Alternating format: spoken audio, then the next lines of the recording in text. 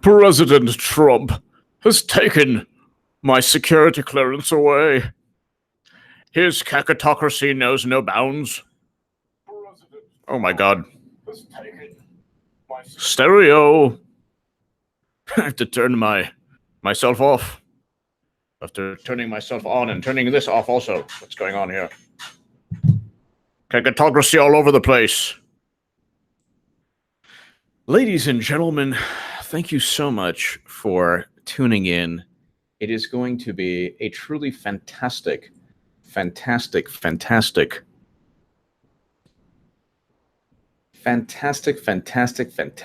amazing, just wonderful live stream. We have 165, 185. My goodness. I keep on getting these calls from cruises now. I know it's Team Clinton. Like, want a cruise? Like, that's okay. Don't need to go to a cruise. The Democratic cruise to Hades. We have what, almost 300 people in 1 minute. It's going to be the best live stream today on YouTube, ladies and gentlemen. And when you're talking about American politics, by the way, I had lunch today with a really wonderful childhood friend who is liberal Democrat, but he was very gracious. He didn't even know I had a Second Amendment channel, which, by the way, I uploaded my latest segment recently. But and he didn't know that I joined the NRA, that the NRA retweeted one of my articles. Gun Owners of America retweeted a guns.com article on me. And he just didn't know I was like Trump 2020. He didn't know because he's off Facebook and like he just not into social media at all anymore. And so I told him, he was very gracious, and it was interesting. He was basically listening to me, and I know that he's definitely not voting for Trump, but he was just really very gracious, very unlike a lot of people when you tell them, yeah, I'm voting for Trump, and they turn like red, and you see veins in their neck.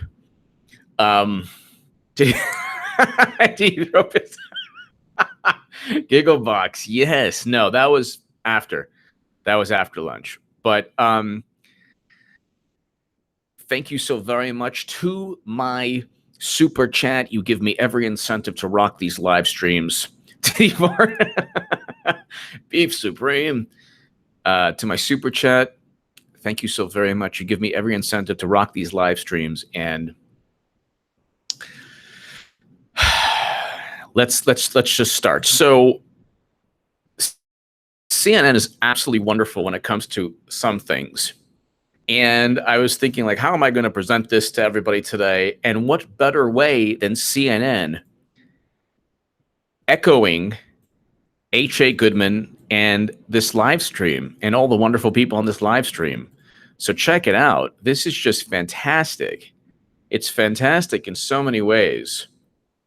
Because the way CNN does it, it's kind of like we should be embarrassed that Jeff Sessions acknowledged and laughed at students during a speech to university students. Now, think about that for a second. Think about that. O.J. Clinton, the best in America in one name. Thank you so much, O.J. Clinton. Thank you. Thank you. Rebecca, it's getting wild out here. H.A. Live Chat is my safe space. Exactly, Rebecca. Thank you. It's my safe space, too. My goodness. Rebecca, thank you, as always, for your support and just your intelligence and wisdom. Thank you. Rebecca, thank you. So this is, for some reason... Okay, so hold on one second. Okay, hold on.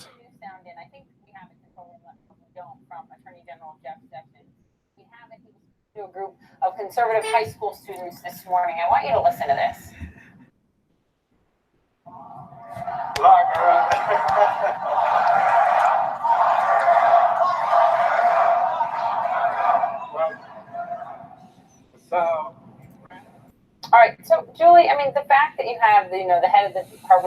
the Attorney General. So this is where it gets really, really, you have two like unhappy liberals in the CNN, and they're like, oh my God. But see, the way they look at it is, Rebecca, thank you so much again. But the way they look at it, they're like, well, do you see how crazy all these, even the young people are crazy? This is an abomination. This is an abomination. Okay. Could you see how dare they? How dare they? And the way they explain it is the way I would explain it, because they're talking up the fact that Sessions and Trump really want to indict Clinton, which is what's going to happen. Hillary will get charged with a crime. She's a sloppy drunk. Like a moth to a flame, she'll always gravitate towards publicity, power, politics, money, fundraising. And already, just in terms of campaign finance violations, she's broken laws pertaining to that. She's broken laws pertaining to the Clinton Foundation and money laundering. This is not just me. It's actually Jeff Sessions and Rudy Giuliani talking during the election about specific laws she broke. And then, of course, the Espionage Act, U.S. Code 793F. And by the way, my buddy Eric H526 has a gaming channel. He is he's awesome. He's like one of the top gamers, or you know, he knows a lot about games and the new gaming channels, and he has a Twitch. He started an account on YouTube, I believe, Eric H526, and Twitch. So definitely check him out, Eric H526. Follow him on Twitter. Eric, if you want to put your Twitter link there so people can go to your Twitter and go see and subscribe. So definitely, if you're into gaming and subscribe to Eric's channel, Eric H526, his channel. So let's go ahead. So you should see how unhappy. So these two people, one on each side of. So here's the actual CNN link. So I'll go ahead. And you're talking to a guy in college who my gaming experience is basically Pong, Pitfall, Super Mario Brothers, Mike Tyson's Punch-Out, Nintendo, then Sega, and then, you know, scoring goals in hockey. I think it's Sega, or and then rewinding the goal, and then PlayStation 2003 or 2002 Madden. Anyway.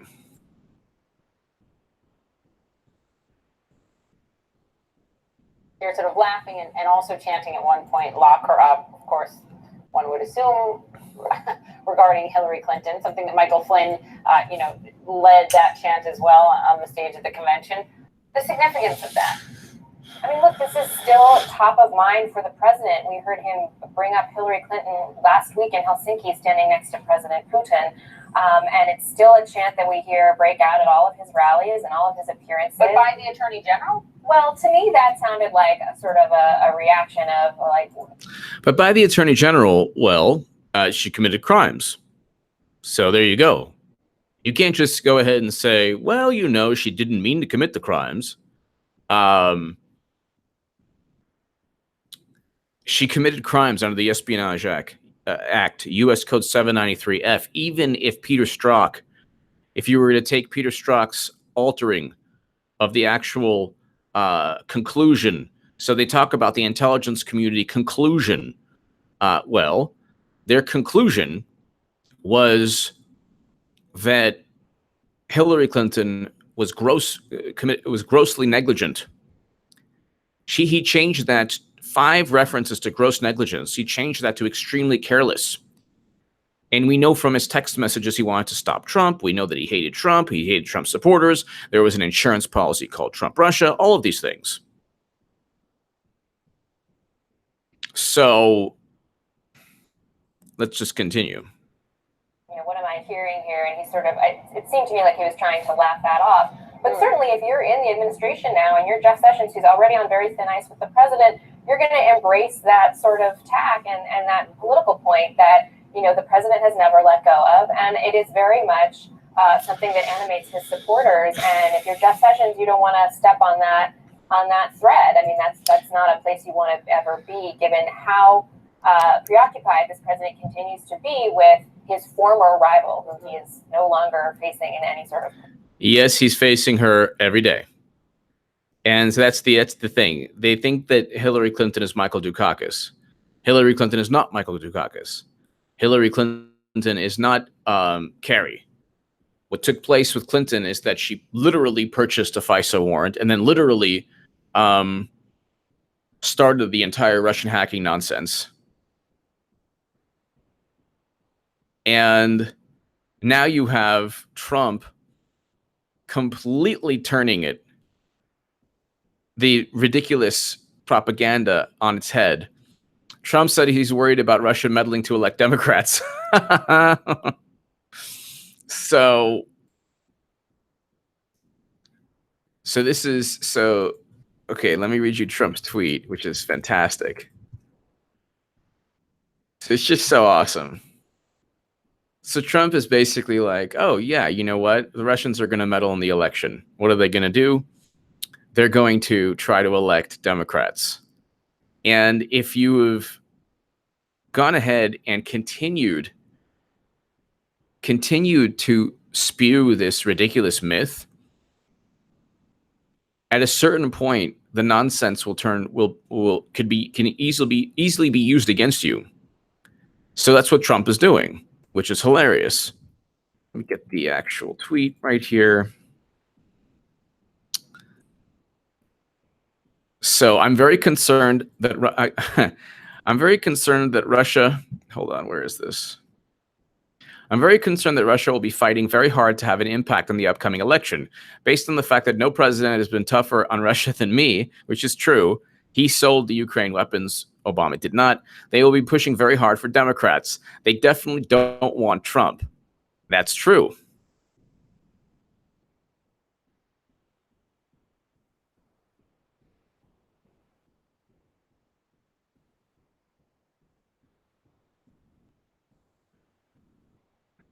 So there you go.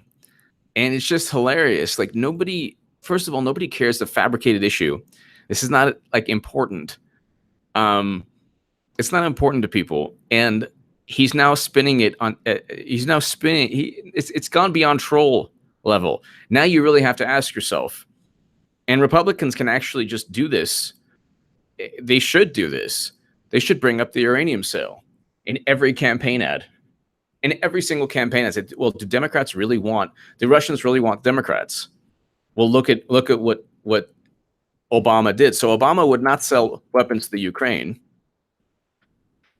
Let me just read you. So when it came to the conspiracy theory is that Trump is this Putin puppet, and oh my God, it's the Steele dossier. He was peed on, all of these things. So Clinton purchased a document. They did not inform the FISA. What the FISA application reveals is that the judges did not know it was Hillary Clinton. That would be the equivalent of the judges not knowing that Donald Trump paid for a dossier against Clinton. Why wasn't Clinton spied on? She was not only using an unencrypted private server in her basement that eventually contained, because she transferred top secret and special access program intelligence. But we already have an FBI informant, William D. Campbell, stating that Russian lobbyists were bragging about their influence over the Clintons. So if you look at the history of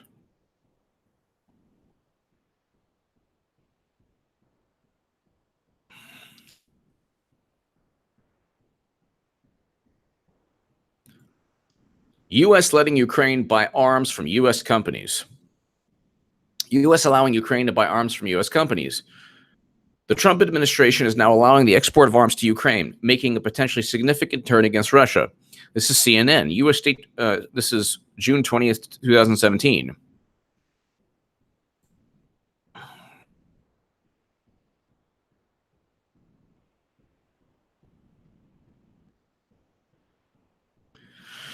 The U.S. State Department spokesman said that the department notified Congress on December 13th that it had approved an export license, which allows Ukraine to buy certain light weapons and small arms from U.S. manufacturers.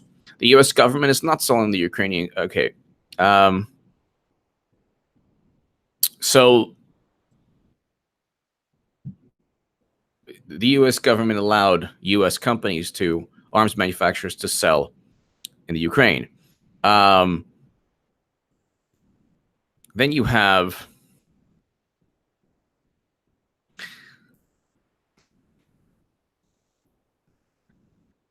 Trump administration approves lethal arms sales to Ukraine.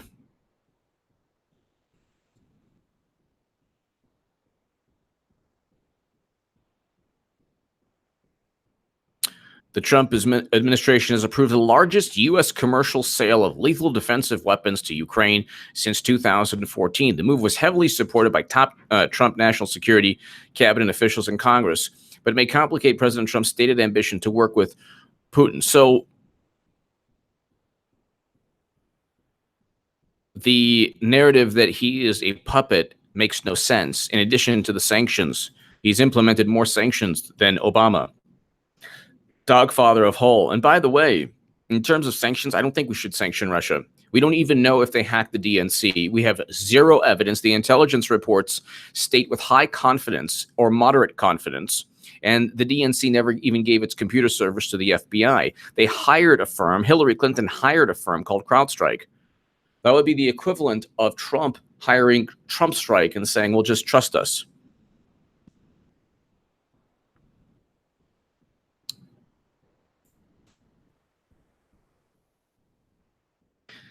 Congress authorized such sales in 2014 in the Ukraine Freedom Support Act, but this is very important, ladies and gentlemen, but the Obama administration never authorized large commercial or government sales, a move widely seen as a de facto decision not to provide lethal weapons to the Ukrainian military. Tell me again how Russia feared, so they should go ahead and do this. Shannon, I agree with you. I agree with you.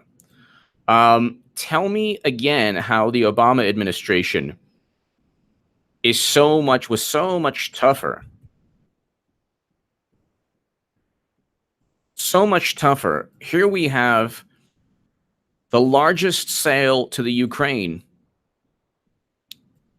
and the Obama administration did not.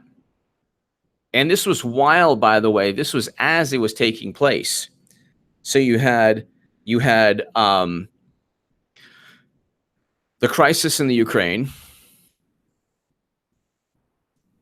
and the Obama administration refused to sell weapons.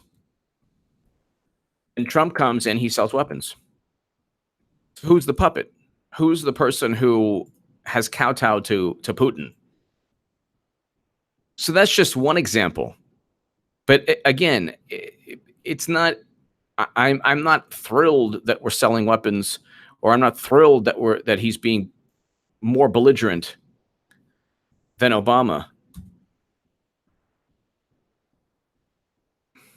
Thank you, John.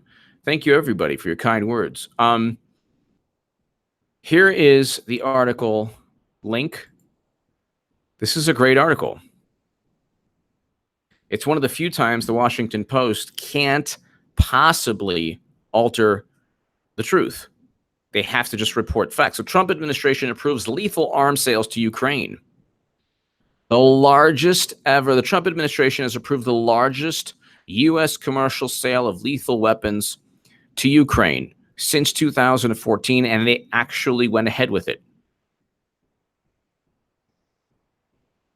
They actually went ahead with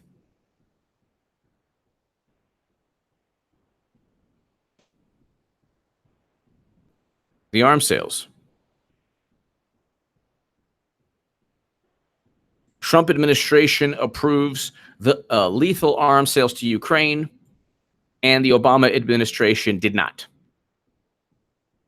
Trump administration approves lethal arms sales to Ukraine. The Obama administration did not. Yet Putin wants Trump. Does that make sense to anyone? Tamara Friedman. Thank you, Tamara. In most horror films, they first get rid of the African-American woman, then the blonde woman, then the others find a way out. I hope this horror show gets them all. Well, Tamara, thank you so much. Everyone, the walkaway movement is getting everyone. So Tamara Friedman, thank you so very much. As always, you are wonderful. The walkaway movement, you have Black voters, Latino voters, Jewish voters, Asian voters, white voters, female voters. Everyone's leaving the Democratic Party. They're all leaving.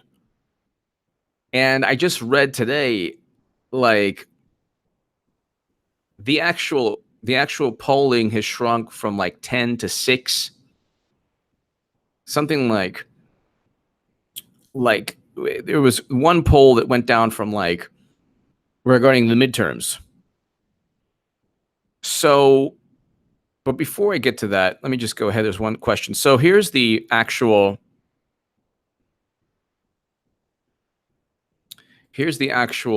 Sessions. So in the Huffington Post, Jeff Sessions joined a bunch of high schoolers chanting "Lock her up." That's great. And the media is actually going to spin this in the exact way I want it spun. Because I would have actually liked Sessions not to laugh. But they're going to be like, oh my God, he's actually chanting it. Oh my God. Like I said, Hillary will be charged eventually for a crime. Whether it's because we already know Christopher Wray stated that if we found bias, which they did, the IG found a tremendous amount of bias. What the IG said was, oh, well, we didn't find bias in the prosecutorial decisions, but the prosecutors were not given any evidence of anything. They didn't even really investigate how the top secret intelligence, the special access program intelligence was transferred. Here we go. Of mature, well-informed adults. Some schools are doing everything they can to create a generation of sanctimonious, sensitive, supercilious snowflakes. We're not going to have it.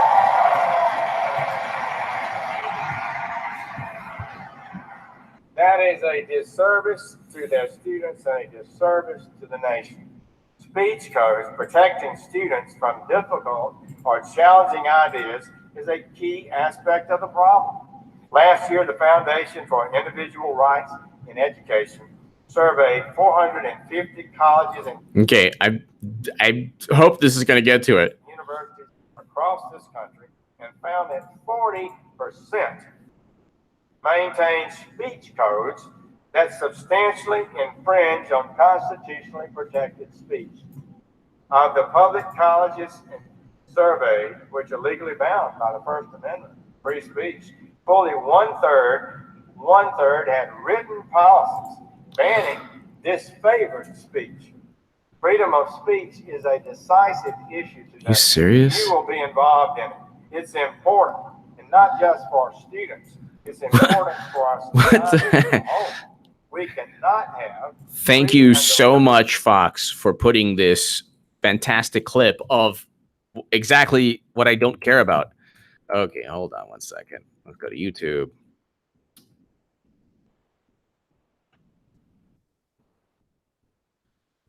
Okay, so here you'll hear it again.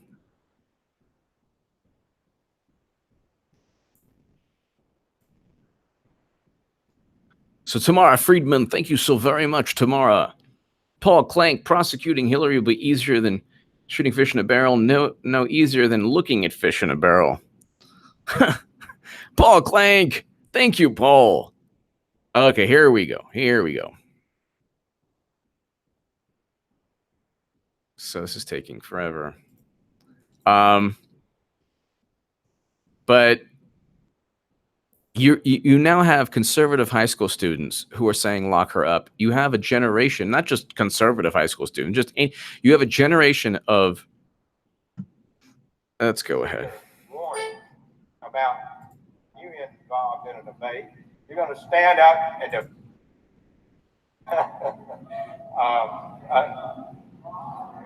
Lock her up.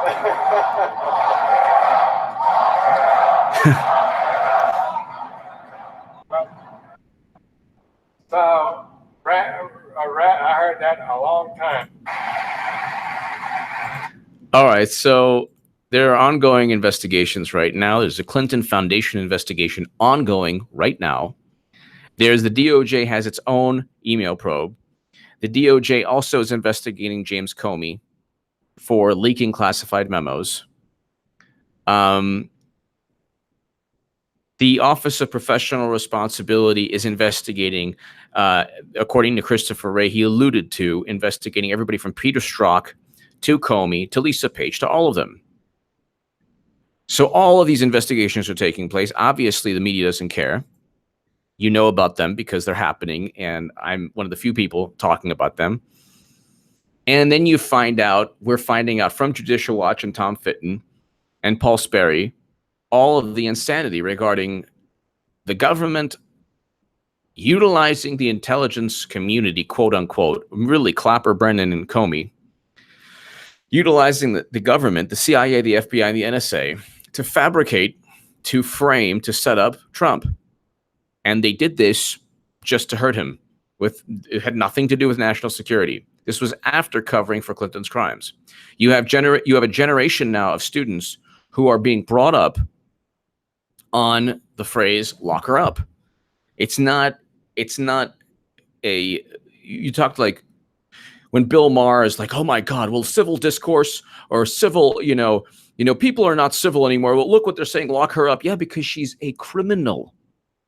She's a criminal. She committed criminal acts. You can't simply say, "Oh, well, Trump is worse because he didn't commit any crimes." Explain a crime that he committed. So let's listen to this again. So here. I like this punch. I got to tell you. Not going to be backing down. Go get him. Go get him. Rather than molding. Lock her up.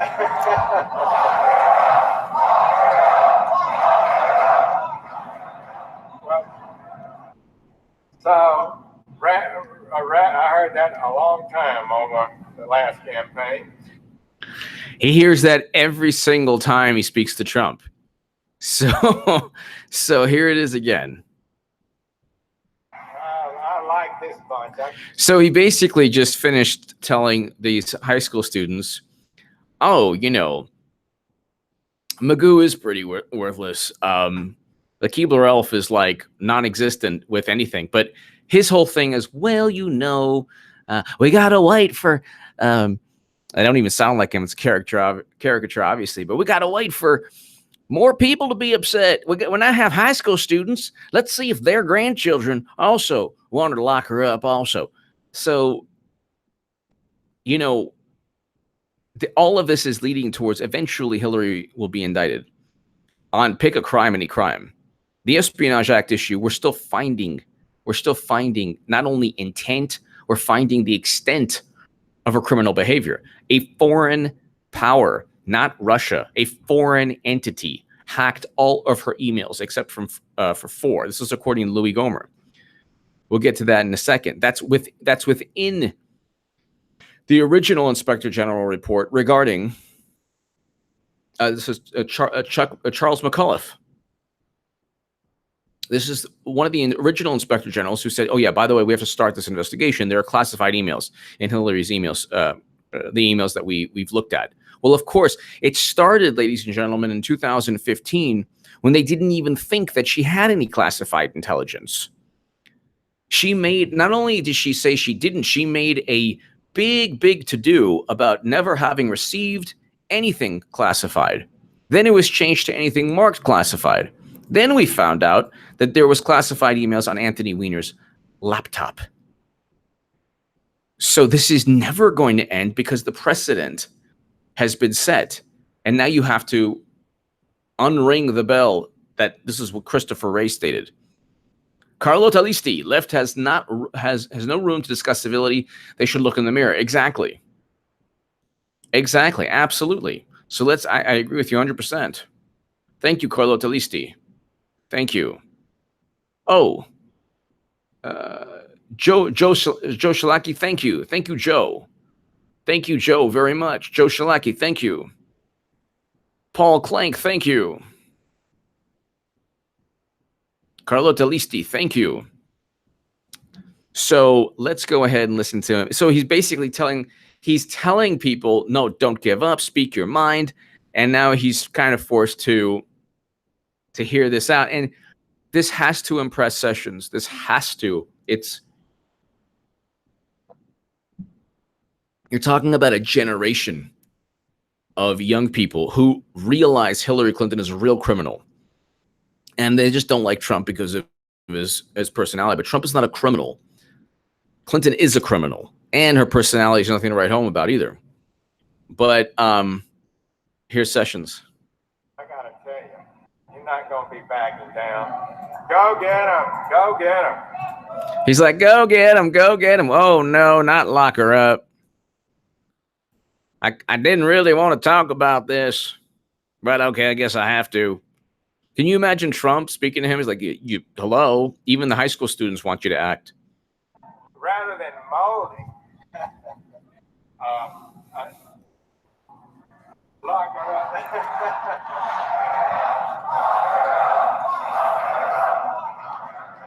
Well, so, I did that a long time over the last campaign.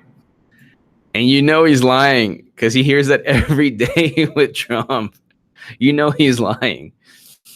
So, you know he's lying. You know he's lying. He hears it every single day. Every single day with Trump. What did Trump say? Okay, so Trump, Putin, 33,000 emails. So Trump, Putin. So even Trump, 33,000 emails. Hold on one second.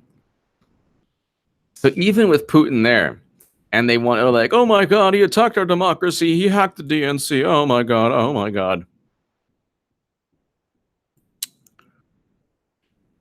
Just now, President Putin denied having anything to do with the election interference in 2016. Every U.S. intelligence agency has concluded that Russia did. Wrong. Wrong. It's like when Trump was debating Hillary. He's like, wrong. Patricia Moreno, I think the way the Democrats have gone after Trump is rather banana republic. Absolutely. To fabricate collusion nonsense based on information you purchase, evidence that is purchased by anyone outside the U.S. government shouldn't be used as evidence. So Patricia Moreno, you're 100% right. You can't just purchase evidence and say, oh, it's evidence. You've purchased it for a reason. There's a conflict of interest there. Patricia Moreno, you're 100% right. But this is like when Trump goes ahead and when he was originally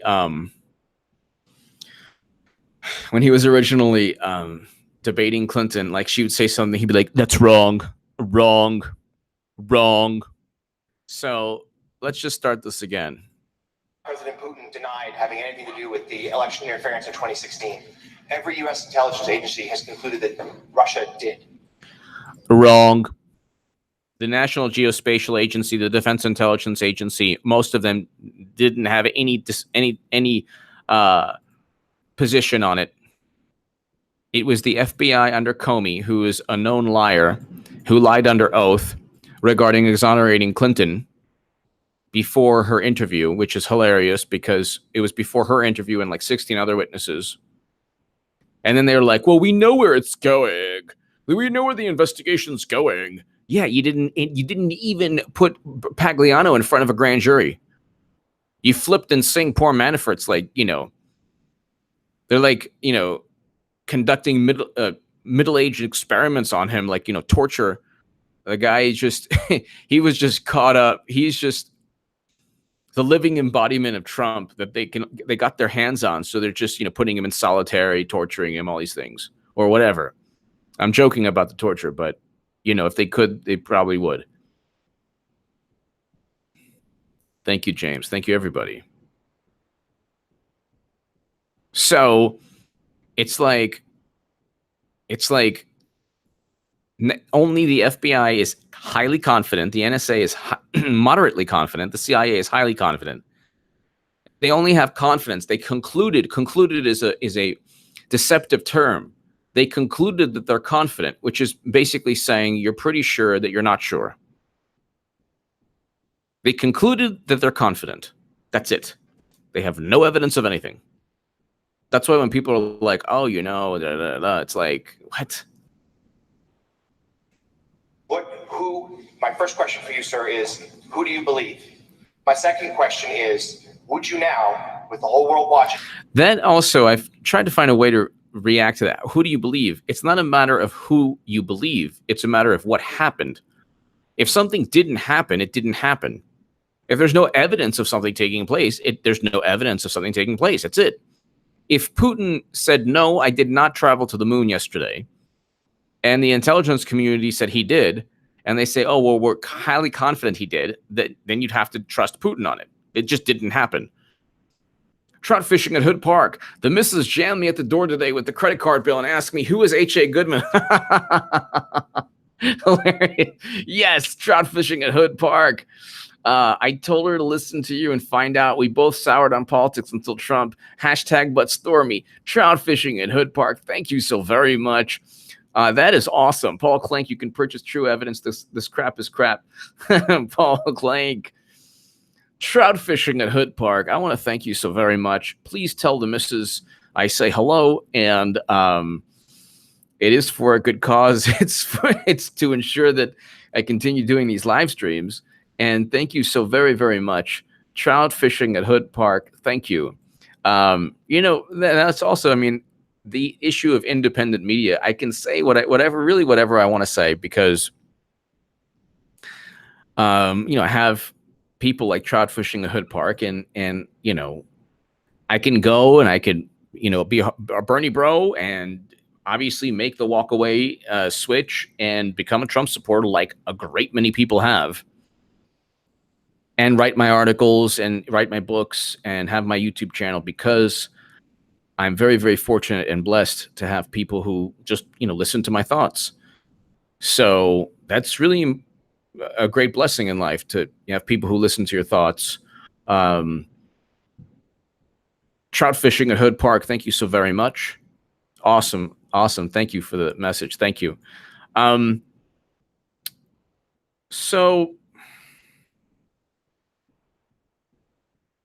okay, let's continue. So he's now kind of echoes what Sessions did today. Instead of saying lock her up, could you imagine? He should have just been like, look, we have to lock her up. But watch Trump. Or listen to Trump. Tell President Putin, would you denounce what happened in 2016? And would you warn him to never do it again? So let me. Would you warn him to never let us know that Bernie Sanders was cheated again? Because they're going to cheat him again. Trump should go there. If there are any people in the Trump administration or Fox News producers or whatever, just simply say, why would Russia notify the world that Bernie Sanders was being cheated? 5541 James, hey, HA, thanks for what you do. I love the live streams and the people in them. Plus, it seems like it brings in your core audience. It absolutely does. We have 1,050 people watching. We have 1,050 people watching right now. And it's awesome. The other day, I had like 1,000 people for like over 2 hours. And we're probably going to do something like that today as well. And 5541 James, I appreciate the kind words. Thank you. Yeah, exactly. Bill Maher is like, oh, yeah, you know, I want us to a recession. Why? For what? So we have somebody who destroys Libya like Obama? So we have somebody who just finds out from news reports that his Secretary of State actually used a private server in her basement. Thank you, Deep Dreamer. Thank you. 5541 James, thank you. Trout fishing at Hood Park, thank you. So listen to Trump, and if you think that I'm laser focused, imagine Sessions at this point. He's listening about this from high school students, and he knows exactly what Trump wants. Sessions is very deliberate. He's basically like, well, I need to find an overt criminal act. And they're probably going and doing that, very likely doing that right now in a very surreptitious manner.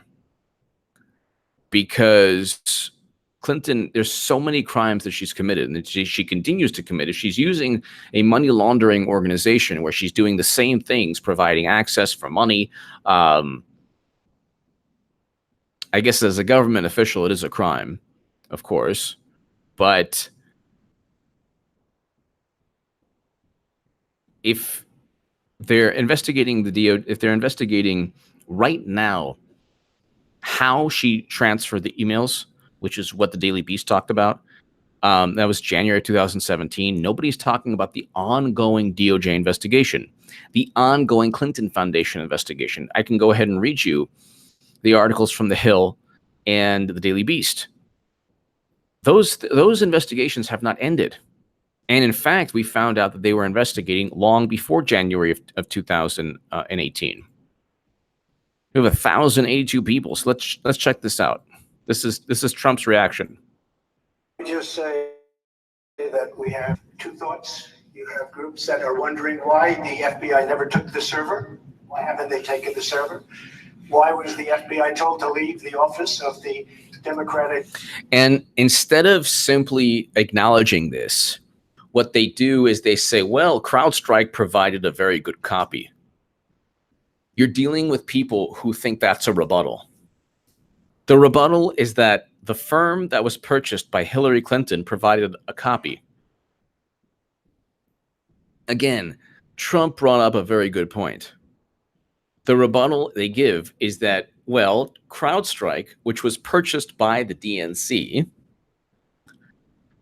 the firm that was purchased, that was outsourced by the DNC, Paul Clegg, 1,050 people and a few farm animals, oink moo. Well, it's the farm animals that get this place rocking. Thank you, Paul. Thank you. So what she then says, or what the rebuttal from the Democrats is, well, it wasn't one server, it's actually 100 plus servers plus cloud servers. Okay, then you should have the government look into that, because you're asking for the government to impose sanctions, sell weapons, and all of these retaliatory actions. The DNC cheats, Bernie. They say it's a private entity. Then they go ahead and they say, "Oh my God, the country was attacked." Well, which one is it? The DNC is a private entity. It's not the country. It's not the United States of America. In fact, the DNC fraud lawsuit that Jared and Elizabeth Beck and Nico House have waged made the DNC lawyers say, hey, look, this is a private entity. We can do whatever we want to do. We can do whatever we want to do. Then they go back and they say, well, this is an attack on our country. Our country was attacked. Can you attack a country by giving its voters information about a political party cheating its voters? How is that an attack? So let's listen to Trump even more. So he brings up the server, which is absolutely, they obviously did not give the servers because they were hiding the servers because they're bluffing. It's such an overt propaganda ploy. Nobody believes it. Not even Democrats. What they've done is they've confused suspicion for evidence. And they've disregarded evidence because they lack suspicion regarding Clinton. National Committee. I've been wondering that. I've been asking that for months and months, and I've been tweeting it out and calling it out on social media. Where is the server? I want to know, where is the server? Where is the server? What is the server saying? With that being said, all I can do is ask the question. My people came to me, Dan Coates came to me, and some others. They said they think it's Russia. I have President Putin. He just said it's not Russia. I will say this. I don't. So do you hear anything, by the way, treasonous? Like, is this Pearl Harbor? I mean, I don't want anybody fired, but I found it as a Jew offensive. Somebody called it Kristallnacht. This is the beginning of the Holocaust. Okay. So this is what somebody said 9/11. What is he saying that is so horrendous here, by the way? I don't see any reason why it would be, but I really do want to see the server. So he wants to see the server. Where is the server? Oh, they gave a copy. Sorry, we don't want to see a copy. We don't trust the firm that was outsourced by Democrats. I don't think anybody would trust a firm that was outsourced by Republicans. So, I mean, we have 1,124 people watching this live stream right now. And for a channel of what, a little over 116,000 subs, that's pretty good. We're almost at 117,000. Ever since I started the live streams, I'm like the little engine that could regarding subs. But it's growing now. It's kind of moving. The uploads, you actually grow faster, but this is a lot more fun. And like I said, the super chat, gives me every incentive, and everybody here.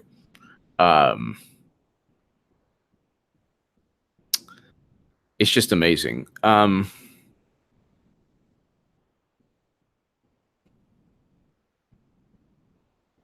Let's go ahead. I have confidence in both parties. I really believe that this will probably run for a while, but I don't think it can go on without finding out what happened to the server. What happened to the servers of the Pakistani gentlemen that worked on the VNC? Where are the servers? They're missing. Where are they? What happened to Hillary Clinton's emails? 33,000 emails gone, just gone. What happened to Hillary Clinton's emails? So, liberal Ninth Circuit Court says carrying a gun is a constitutional right. Yes, that's what I'm talking about. Yes, yes. The ultra-liberal frequently overturned U.S. Court of Appeals for the Ninth Circuit just ruled the Second Amendment protects one's right to carry a gun openly outside of the home. We do not take lightly the problem of gun violence, the majority opinion. Okay, here's more emphasis. For better or for worse, the Second Amendment does protect a right to carry a firearm in public for self-defense. Okay, so I expect the NRA, which I'm a member of, to go ahead and utilize this to push for open carry laws.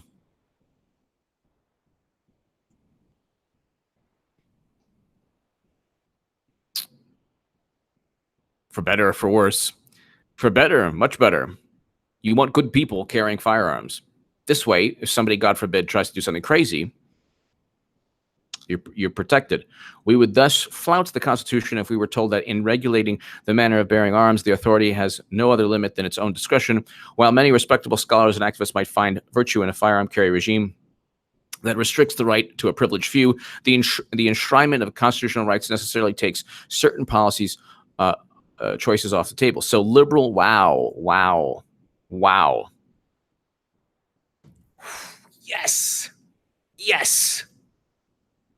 Washington Post, appeals court Second Amendment protects open carry of guns. Hello.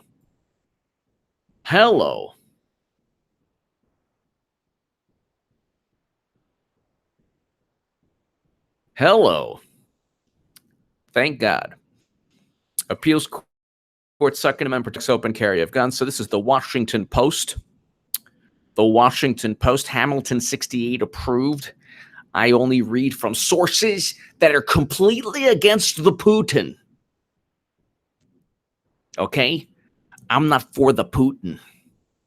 I'm against the Putin. And you should be too. Anyway, so this is the Washington Post. The servers in DWS's attic. Trip breaker, thank you. So here's the Washington Post article.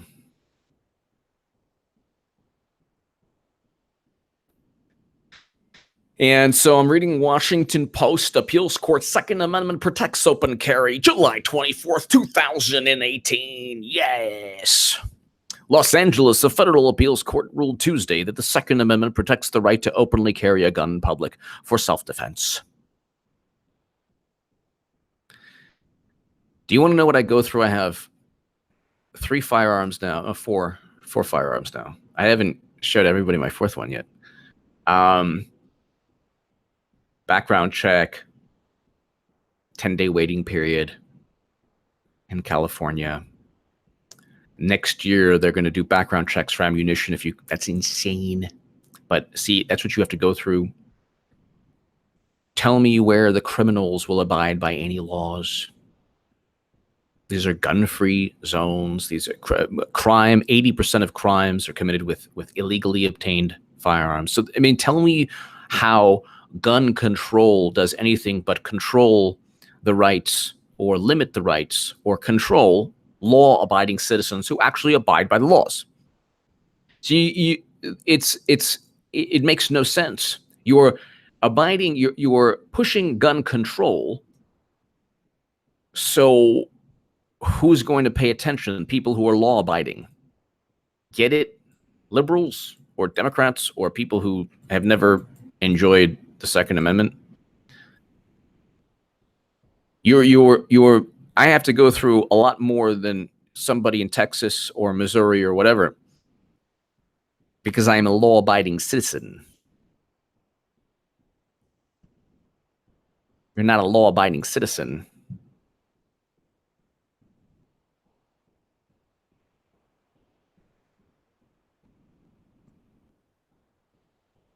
All right, so let me read this. If you're not a law-abiding citizen, you don't care about any laws limiting your laws aren't going to stop you if you're intent on committing crimes. Appeals court. Second Amendment protects open carry of guns. This is so awesome. Oh my goodness, am I going to have a great time here? I'm sending this right now to my buddy, who is a staunch gun control advocate. And I'll be like, ha ha ha, yeah. It's the Constitution. Sorry. Too bad they wrote the Second Amendment. Gosh. You know what? Nobody wants gun violence. The best way to stop gun violence, especially when you're talking about an insane person, is to have a law-abiding citizen, whether it's a resource officer at the school who prevented lives from perishing, or the average American citizen that all the time prevents horrific criminals from committing acts of treachery. Happens all the time.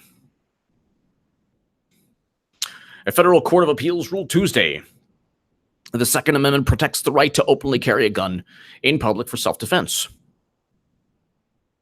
The Ninth U.S. Court of Appeals ruled 2-1 that Hawaii officials had violated George Young's right when he was denied a permit to openly carry a loaded gun in public to protect himself. The decision reversed a lower court ruling that sided with, please take this to the Supreme Court. You got Brett Kavanaugh there, you have more conservatives, and it's game over. Now your Second Amendment is protected, and good people are given the right to protect themselves from bad people.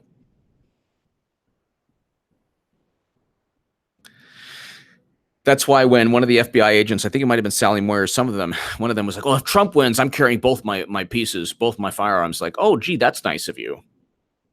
So you get that nice luxury. Meanwhile, the peons called the American citizens, I guess we have to, battle all this craziness from Hollywood. We do not take lightly the problem of gun violence, but for better or for worse, the Second Amendment does protect a right to carry a firearm in public for self-defense. Well, of course. Of course. DC versus Heller is a Supreme Court decision that already stated that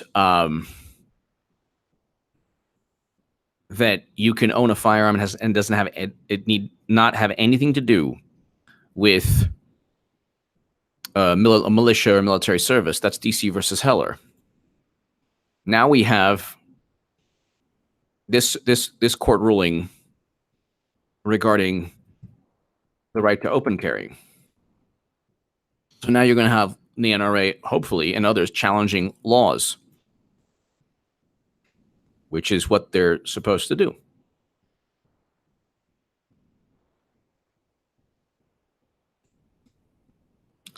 I love this. I love this so much. I love this so much. Then whenever, like, because you're, you know, the liberals or Democrats or whatever, they're always like, oh, look at this court ruling. Look at this court ruling. Well, there you go. Look at the ruling. Here you go. Constitution. Okay. Love it. Absolutely love it. Yeah, the gun laws in many states are pretty much illegal. You can't go ahead and just, once the NRA, what was there was a county in there was a county in Illinois. Exactly. Paul Clank, gun control turns self-defenders into felons. Exactly. Well, there was a county in Illinois that actually tried to ban, what is it? Ban handgun? No. Is it ban handguns or something like that? And the NRA helped overturn that. April Connolly. Thank you, April. April Connolly, thank you. Thank you, April. Thank you. So this is all over. So April Connolly, this is all over the news. And let's just, so there was this Illinois, let's go, okay, so this was absolutely insane. And no, in Indiana, no, was it Indiana or Illinois?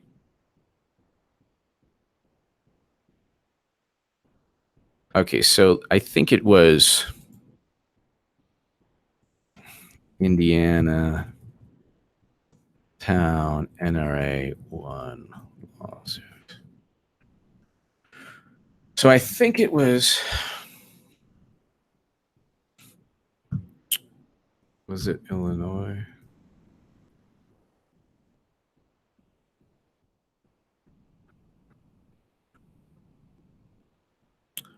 So the Second Amendment group wins injunction against Illinois town.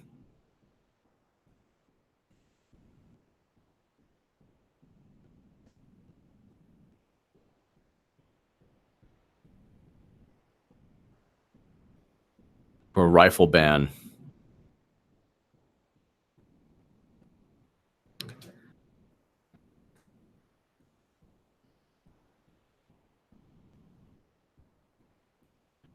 So yeah, and then it was a ridiculous get bogged down into the specifics. But anyway, so this is a huge win today. A huge win. An enormous win for the Second Amendment.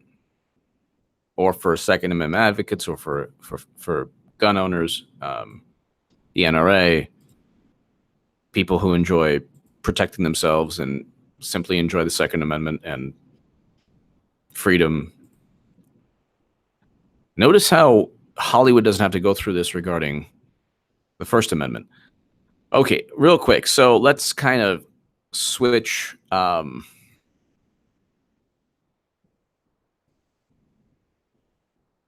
Yeah, to Deerfield. That's right. Banned. Okay, so.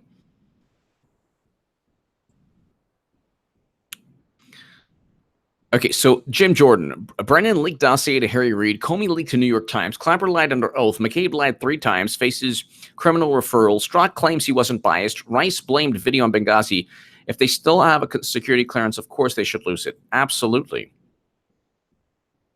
And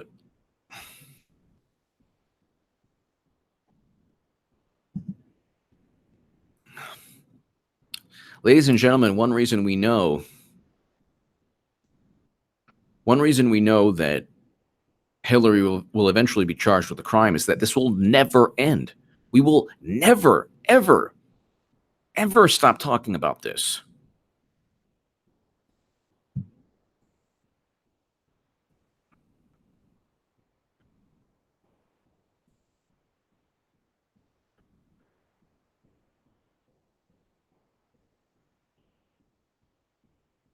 That's right. She better win. Otherwise, I'm going to be walking around with both my guns. This is Agent 5. I believe that's Agent 5 Sally Moyer. Both your guns. Wow, that's really nice.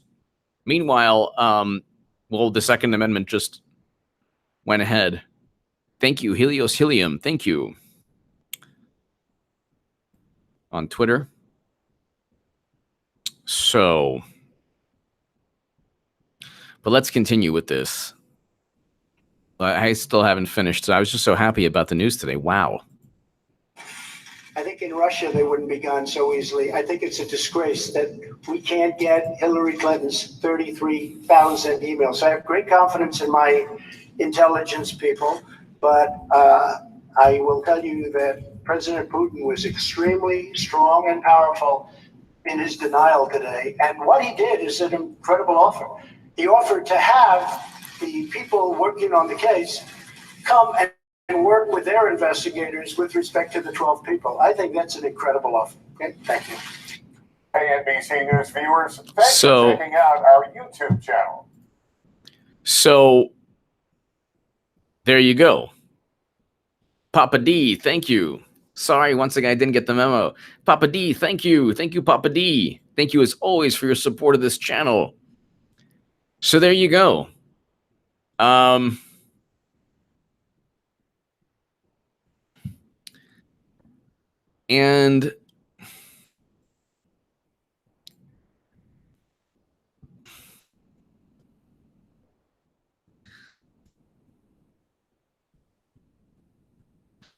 let me just go ahead real quick and read this.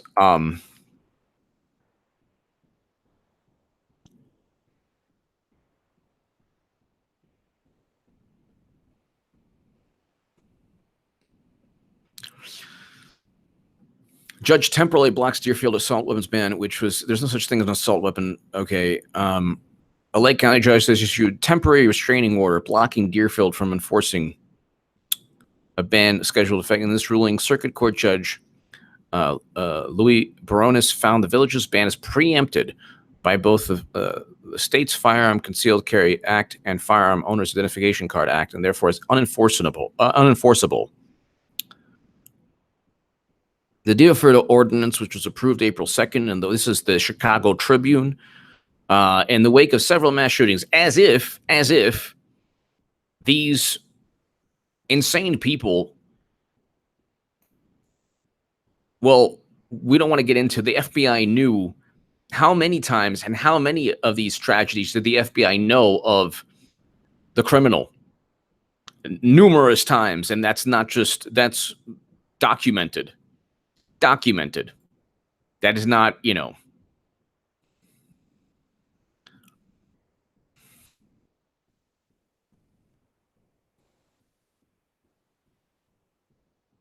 And the notion that you ban one rifle and then an insane person won't use another rifle that is actually even more powerful. Like, there are a lot more powerful rifles than an AR. A lot more.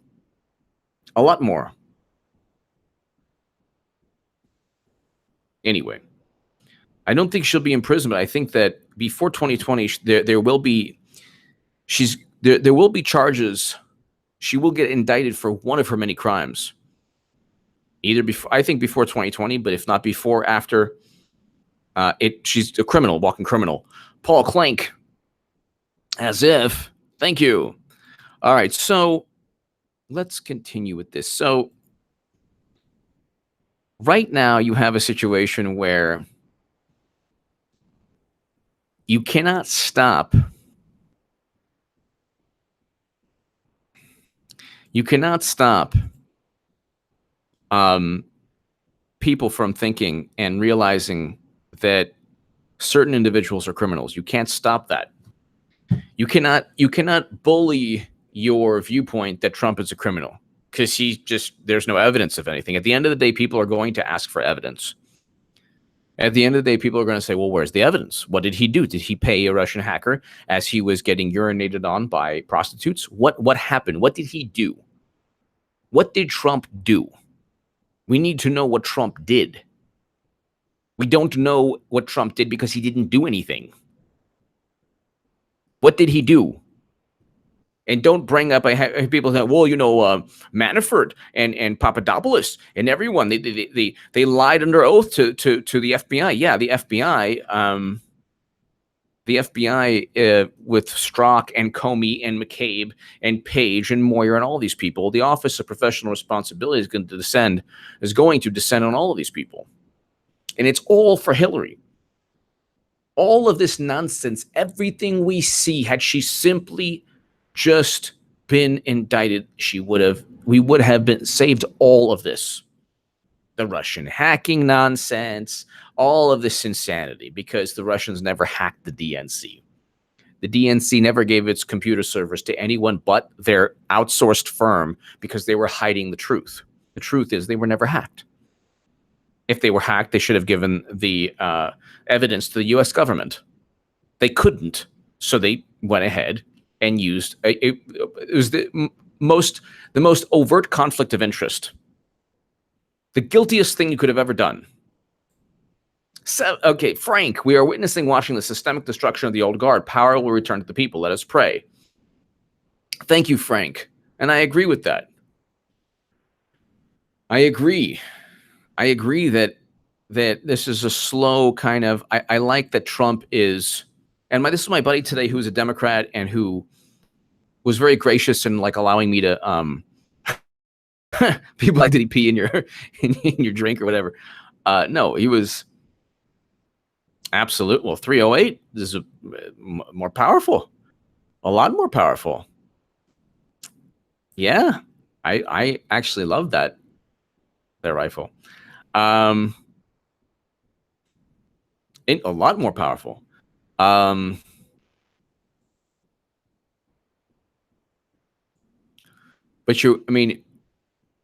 they didn't. Oh, Papa D. And then the DNI never hold hands in public. Keep all hands free to go for our guns. Papa D, thank you. Yes, Papa D, thank you. Well, you know what? And that's the thing, Papa D. Thank goodness if you're in a state where you can open carry.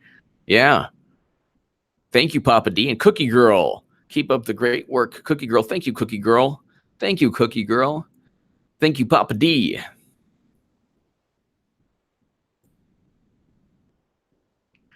And I put this on Twitter. It already has like 158 likes not too long ago. Democrats are going to lose miserably in November. There's zero enthusiasm among Dems, and progressives are once again being targeted by DNC. Glad I left and walk away from all of it. Everyone vote GOP. Clinton losing isn't worth war with Russia. Also, Comey speaks for Dems. So there you go. Oh, let's listen to the wonderful world of James Comey. He's fantastic in every way. He's absolutely wonderful. Thought experiment. Let's have a thought experiment from James Comey, who couldn't find intent from Hillary, who actually went through untold, unspeakable lengths to put a server in her basement to hide from the U.S. government. This giant buffoon couldn't find intent, which is hilarious because everybody knows that he's part of a cover-up. So there's no doubt, even Democrats know, but they're like, haha, we covered things up fair and square. You were crying at the Jacob Javits Center, so don't go ahead and don't proclaim victory just yet. Because at the end of the day, the corruption catches up to you. James Comey, thought experiment. Make a list of all the public figures in this country and around the world the current president's criticized. Okay. Did he give Russia uranium? No. So then move on. But anyway, ask yourself, why is Putin missing from the list? He sold weapons to the Ukraine, buddy. What more do you want? He's imposed more sanctions on Russia than Obama did. Obama did not sell weapons to the Ukraine. So what more do you want? No responsible American should ever stop asking why. Yes, because James Comey knows what a responsible American is about. This is a guy his Twitter profile is like a horrible dating service thing. Former FBI director, current husband and father, writing and speaking about ethical leadership, taller and funnier in person. I doubt any of taller and funnier in person.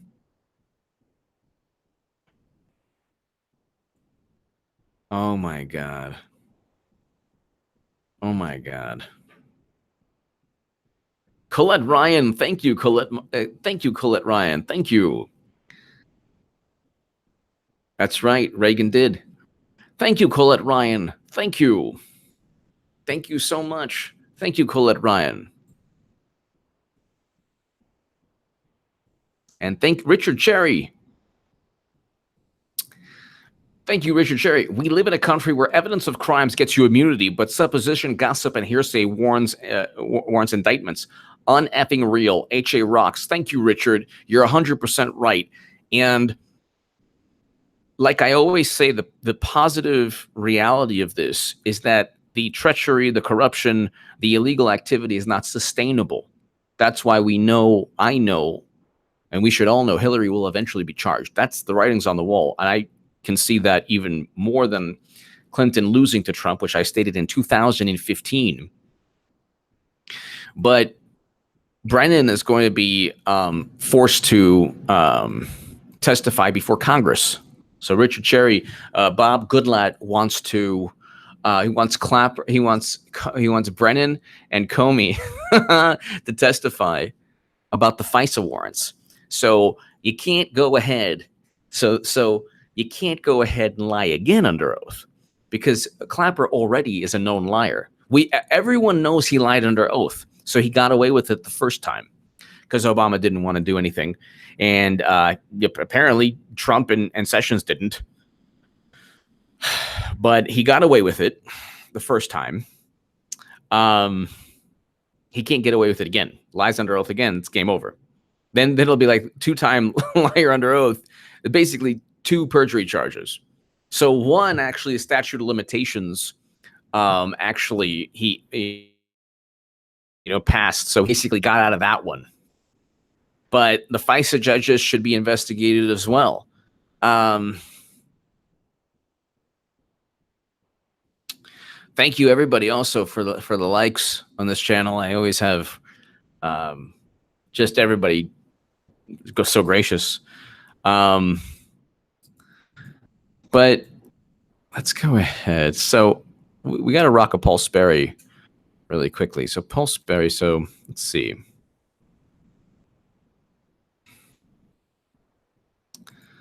So James Comey went ahead, made a buffoon of himself as usual. Nothing new. Nothing new. So today is a good day, actually. So a court.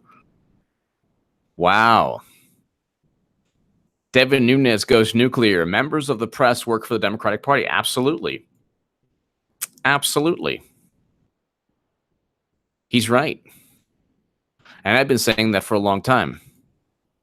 It's basically the media is basically a public relations firm for Hillary Clinton. A giant public relations firm. A giant public relations firm for Hillary Clinton.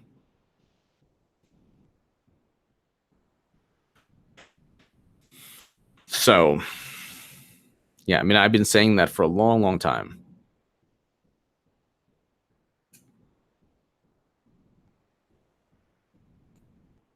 Let's go to Paul Sperry real quick. Paul Sperry. Paul Sperry.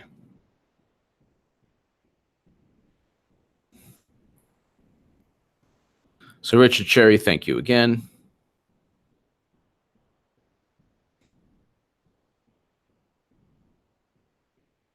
Colette Ryan, as always, thank you.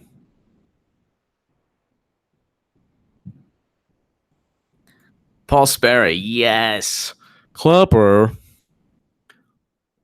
He's talking about James Clapper, and Clapper's like, this is a really petty thing. First of all, I don't even access classified intelligence. Why would I do that? Why would I access classified intelligence to ensure that I can hurt Trump even more? John O'Brien. John O'Brien. Do you think all I did was call him treasonous? And probably use my security clearance to continue to wreak havoc on his administration? It's so petty. Now I have full price for haircuts at the CIA. I don't get the beef bourguignon half price. What else? I mean, really? The crepe Suzette on Thursdays? I have to pay full price? No.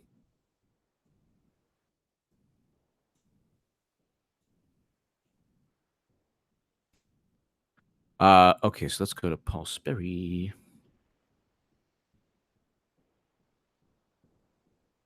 Clapper says White House revoking his clearance is an abuse of the system. This is an abuse of the system because everyone knows once I've left government, I should always have my security clearance. It's an abuse of the system. The system cannot function without my giant cranium able to look at things. Then you have one person on Fox who was like, I worked for the CIA, and, you know, a lot of these officials call each other. It's like, yeah, you know what? If you have to call Brennan, you have problems in life. If Gina Haspel has to call Brennan for anything, fire her the second she calls Brennan. Clapper says the White House revoking a security clearance is an abuse of the system. Well, he should know about abusing the system. Clapper attached the fake Clinton dossier to presidential briefing, transforming garbage into classified intelligence, then leaked it to CNN, his current employer. That's right. That's right. He did leak it to CNN. Oh, my goodness. Yeah, exactly. It's not a constitution. Exactly. Christ light. Trump to Sessions phone call. Great job, H.A. Love from Australia. Thank you, Christlight. Oh, Trump to Sessions phone call. Okay, well, let's see. Hi, Mr. President. How are you? Yes. Oh, I was at the high school today. It was so fantastic. They were chanting, lock her up, lock her up. And, you know, I can't. There's no way I can go ahead and say, yes, I agree. Let's lock her up. Let's lock her up. So I just laughed it off. I know. You think I did a good job?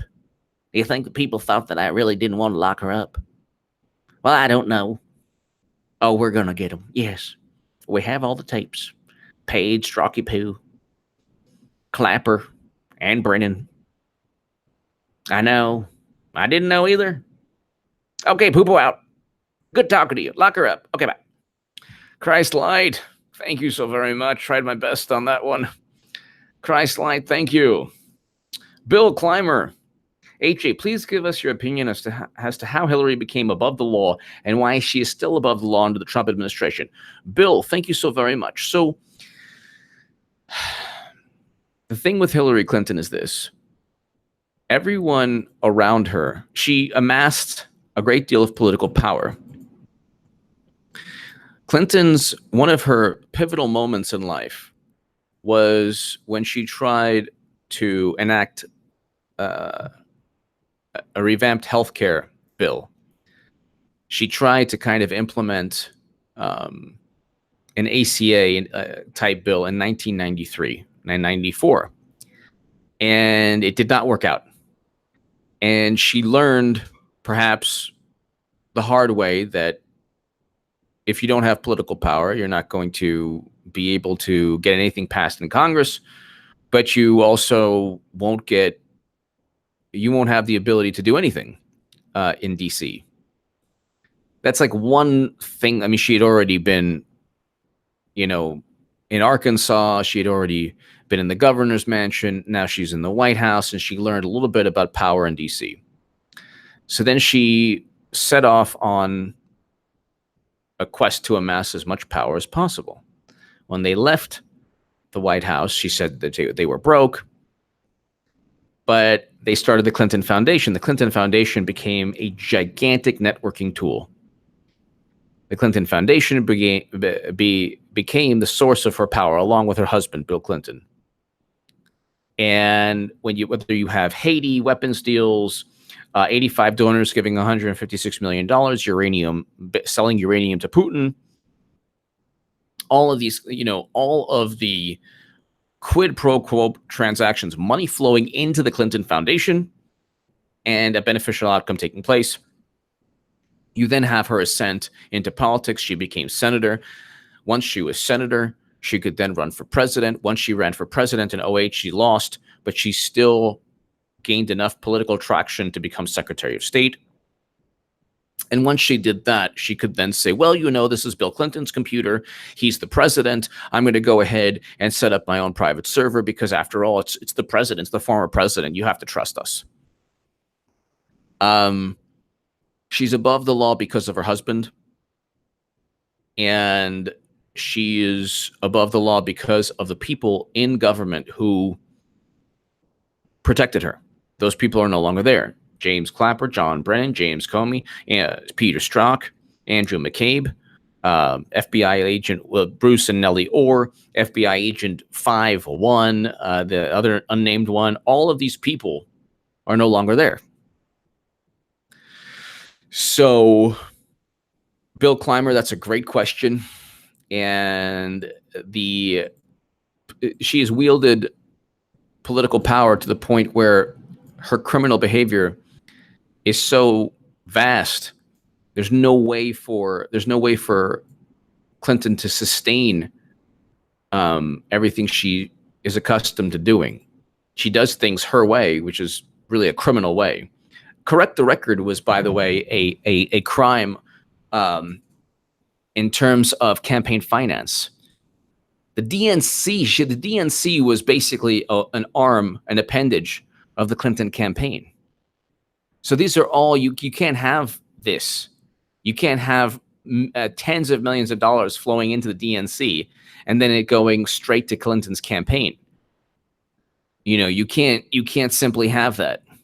Then you have the issue with Donna Brazile and the when she was head of the DNC, that she basically said in her book that that Clinton there was a document that DNC and Clinton signed that essentially gave control, at least in terms of a great deal of money or power within the DNC. So basically, Clinton has gotten away because she had Brennan, she had Comey, she had Clapper, she had Strzok, she had Bruce and Nellie Ohr. It was a system in place for her. It was a system. She had President Obama, who claimed he didn't know about the server. So it was a system. She does not have that system anymore. Thus, she will get indicted. Pick a crime, any crime. She has too many spinning plates. Okay, just like in football. I always use the football analogy. If you enjoy football, you know that if you have a good running team, you keep pounding the ball, and eventually you're going to get a 70-yard run if you have a good running back, good line. How is that possible if the first quarter you just can't get a good break, and can't get a good run because one block of the linebacker from the fullback, one ill-timed blitz, you need one thing to take place and you take it to the house. One thing to take place, 70-yard run. Clinton has too many spinning plates. Peter Strzok, Lisa Page, Bruce and Nellie Ohr, James Clapper, John Brennan. James Clapper already flipped on Obama to an extent. He said, "Oh, this is we would never have done anything were it not for Obama." Okay. And then Lisa Page is like, "Yeah, everything Strzok said he meant." Then you have Andrew McCabe who's getting it. All of these people. You have Christopher Steele, Salome Baptiste Smith. Thank you, Salome. Merci beaucoup. Thank you, Salome. Thank you, Salome Baptiste Smith. Thank you, as always. Thank you again, Salome. Thank you. So, hold on. So Paul Sperry. So all of this is like you're peeling the layers of an onion. So you're peeling layers of an onion. So we found out that the FISA application vindicated the Nunes memo. They used a drunken conversation between two men at a bar. Never trust two men at a bar drinking. Nothing good is going to come out of that if it's a political debate. Okay, never debate your friends drunk. It doesn't work out well. It ain't going to work out well. Okay? You talk about fun things. You do just fun things. Sports, fun times, good times. No politics. No politics. Okay? And here we have this well, George Papadopoulos, unfortunately, has been used as a pawn throughout all of this. I kind of feel bad for the guy. At the same time, I don't know what to make of this guy, because he's supposed to have stated that he met with Russians, tried to recruit him. So what? What does that even mean? Kathy T, thank you, Kathy. This is for for your clapper impression. I felt like I was right there. Thank you so much, Kathy T. Thank you so very much. So Salome, thank you again, Kathy T. Kathy, thank you. And you know, Kathy, since you are so kind, so generous, let me see if I can. This is like a vaudeville act I have. I'm not a comedian, but you know what? I just utilize the comedy of our intelligence officials, the buffoons who we give billions to protect us, which is fine. Don't take away their billions. Don't say that they're not. Don't impugn their integrity. They're very, very sensitive. You don't want to get them upset. The Democrats like revere, like, you intelligence community. Who do you believe, Putin? What kind of 5th grade, 4th grade stuff? You believe that person, not me? But Clapper. Name's Clapper. I have to pay full price for the beef bourguignon at ODNI. I don't. Well, this is an affront on our democracy. My haircut. Okay, it doesn't look like I have any hair. This big giant melon, this big giant homing beacon, looks like the fender of an old Buick. But yes, I go get a haircut. Okay, don't ask. And I get it half price at ODNI. Now, without my security clearance, I'm going to have to go and get it full price. Thanks, Trump. Crazy, crazy banana republic dictator.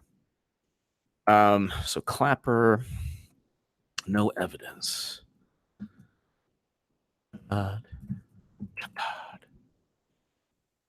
Sleepy-eyed. Kathy T, thank you. Thank you, Kathy. Thank you, Kathy T. Thank you. So now to represent Kathy T, let me just go ahead and sleepy-eyed. Does intelligence exist? He's so happy to speak to Clapper. And you can see he's very proud. That can definitively answer the following question: whether there were improper contacts between the Trump campaign and Russian officials. We did not include any evidence.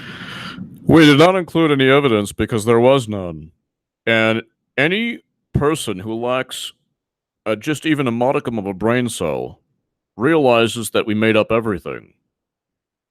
We did not have any evidence because why would Russia inform the United States of America that Bernie Sanders, of all people, the socialist commie, Bernie the commie, was cheated? If anything, we were rooting for him to be cheated. Why do you think we love Hillary? So that's exactly. So the Russians were to hack the DNC to let us know how corrupt they were? No. Only a fool would believe that. If you're a fool, you'll keep talking. If you are an absolute brain-dead fool, you'll keep talking. In our report, and I say our, that's NSA, FBI. And I say our, basically everyone who should have evidence who doesn't. CIA, with my office, Director of National Intelligence, that had any reflection of collusion between members of the Trump campaign. If you're the biggest fool on the planet, you'll say something right now. And the Russians. There was no evidence of that included in our report. I understand that. It doesn't exist. You didn't hear what I said prior to what you just said. Prior to what you just said, you didn't hear. I'm going to answer you one more time, and then I'm going to headbutt you with my giant cranium. Don't ask me again. Yes. Not to my knowledge. If it existed, it would have been in this This report. could have unfolded. If it existed, well, it didn't exist. That's why we didn't We didn't put it in the report, Sleepy, because there was no evidence. That's what I said. In a quantum physics reality, I could go back in time, and perhaps maybe it could happen in another universe. In this world we live in, it didn't happen. So try me again. Don't say it again, or else it's on. Or become available in the time since I left the government. He could have cheated with. He could have colluded with the Russians after he won. That's also a possibility. There could have been one of the 200 servers that after was hacked into again by the Russians, with Trump getting urinated on while he was writing a check. Okay, Sleepy, just chill. So there you go. We've been reduced to buffoons. We've been, the intelligence community run by maniacs and buffoons and people who are like, look at the growth. This James Clapper is the best. I'm a James Clapper aficionado. He's like a fine wine. You have to savor him. Savor the Clapper. Savor the Clapper. He's like, this growth is really good in Iowa. Good to see growth around the country. Clapper, you giant weed. You're a giant weed. You're like a growth, like that this buffoon, the biggest, one of the biggest buffoons in U.S. history. Nobody even care, like nobody believes his shtick. Nobody. At least Strzok was nasty and kind of just dirty, but he was just sinister enough to kind of believe that he either tricked himself or there's something real about him being as sinister as he was. Comey is just trying to troll everyone, and he knows that like his charade is over, but he still continues. He's even his profile on Twitter. I'm funnier in person. No, nobody is buying it. FBI's Paul Sperry. FBI's failure to disclose the role of Clinton campaign in FISA app, not just criminal, but unconstitutional.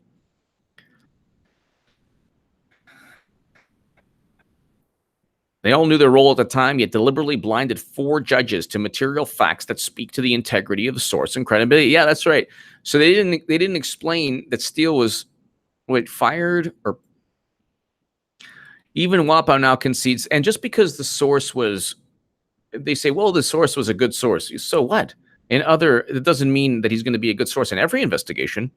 Even Wapow now concedes, after seeing the original FISAs, that the FBI relied heavily on the Russia-sourced hearsay, ginned up Clinton subcontract Steele dossier to obtain the warrant on Trump advisor.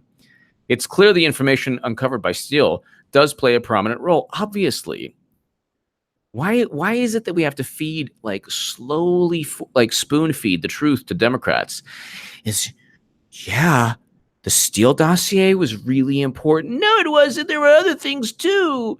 Like what? Well, there was a Papadopoulos and a Downer. Yeah. And that was, what kind of evidence there? Well, loose lips sink ships. Don't you know what was it? Loose talk. They should have used the phrase loose stool. It would have been more accurate. But loose talk. Oh my God, loose talk? Really? Oh my God. It was loose talk. He was really spilling the beans. Was it in a classified setting? No. Was it under oath? No. But it was 2 guys at a bar. Whoa. Let's go ahead and start a multi-million-dollar investigation, the likes of which we've never seen before. Let's start that investigation with 2 dummies at a bar. 2 dummies, 2 dumb morons, 2 dumb moronic men at a bar who were drunk. And if you ever looked at and let me tell you something. If you ever looked at the bar they were at, it's like $30 for a martini. Do you understand? So if you're in Australia right now, Downer put it on the taxpayer card at least for $500-600. So I'm just estimating. I could be wrong. Don't quote me. I could be wrong. Okay, $600 of taxpayer money spent on booze. It's fine. It's not my country. It's your country. And God bless Julian Assange. Bombastic Bushkin. So Hillary makes president, like a lot of women in Washington. She's just starting to realize she may she may have slept with Bill Clinton for nothing. So Hillary never makes president. Well, that also is debatable. Bombastic Bushkin. Thank you, Bombastic Bushkin. Thank you. Thank you, Bombastic Bushkin. So Kathy T, thank you so very, very much, Kathy. Kathy T, thank you so very, very much. Thank you. And Salome, thank you. Kathy T, thank you. The Bombastic Bushkin, thank you. So yeah, so it was, you know, if you're in Australia, Christ Light, I think, is Australian. Just to let you know, Alexander Downer, I just want to let you, to the Australians, how does it feel to have, well, you know, 600,000, well, no, actually 33 million. What was it, 80 million to the Clinton Foundation? Forget about the bar tab. But I'm just saying, the whole dumb, stupid meeting between Alexander Dumbo Downer and George Papadopoulos. Yeah, it's like $30. I'm being facetious, but it's like $30 for a martini there. So you're looking at $600. Shots, martinis, 2 men, wine. Alexander Downer, Dumbo Downer is not going to get crappy wine. He's going to only get the best. $600 is just a warm up. Christ Light. That's right, Australia. Australians and the British. But that's, you know, $700, whatever. So plus the food. But we're going to start. So the best rebuttal they have is no. Even an even worse example of evidence was given before the horrific example of evidence, which is a dossier paid for by Clinton. So no, and they're so proud of it too. Chris Cillizza was on CNN. He's like, no. They're all these Democrats are like, stupid Trump. It's just so stupid. No, it wasn't just the Steele dossier. It was also Alexander Downer and Papadopoulos. Hello. Well, what happened there? It was loose lips sink ships. Loose lips, they were talking, and a lot of things were said. Okay? They were talking, and a lot of things were said. Yeah. What does that even mean?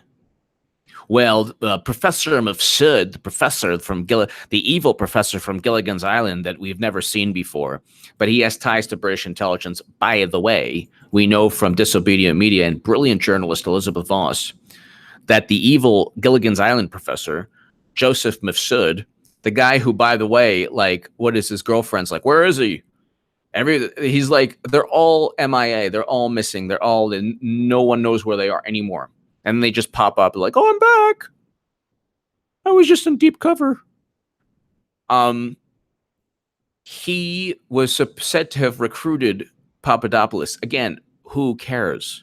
This is so stupid. This is like a high school. Like if an evil high school clique wanted to go ahead and frame like a student, they would come up with this dumb nonsense. Oh my God, he said something, and then some other guy tried to recruit this person. It was really crazy. And then you have Carter Page.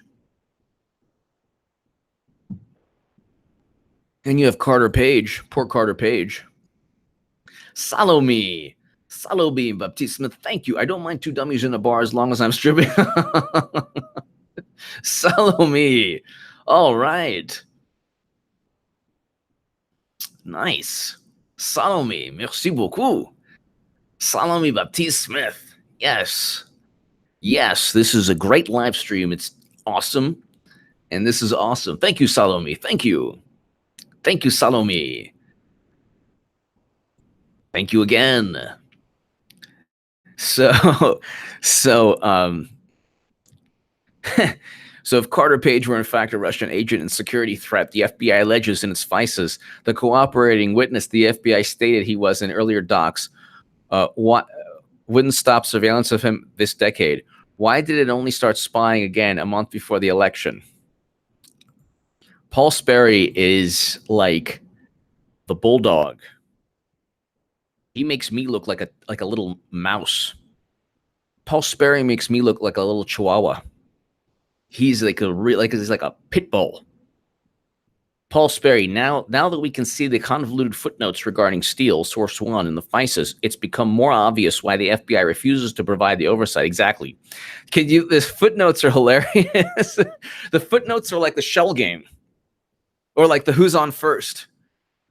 The footnotes are hilarious. They're like Steele, candidate one was going to go ahead and give some money pertaining to candidate two. And candidate two was possibly being, the subject of a opposition research by candidate one. But candidate one, and I'm telling you, Stephen Hawking would read this and be like, I don't even know what's going on. Stephen Hawking would read it like Neil deGrasse Tyson, like Michio Kaku, like all the most smartest people and most intelligent people. Like, what does this even mean? No wonder and also like, it's not like the FISA judges are just reading this and they're like, oh, I really don't know what I'm going to do. They have Brennan barking in their ear and Comey and Clapper. You better do this. This is for national security, okay? Don't be a fool. Don't be a fool. Sign it right now. Sign it. Sign it right now. Sign it right now. So they have all these people barking and yapping in their ear. What are they going to do?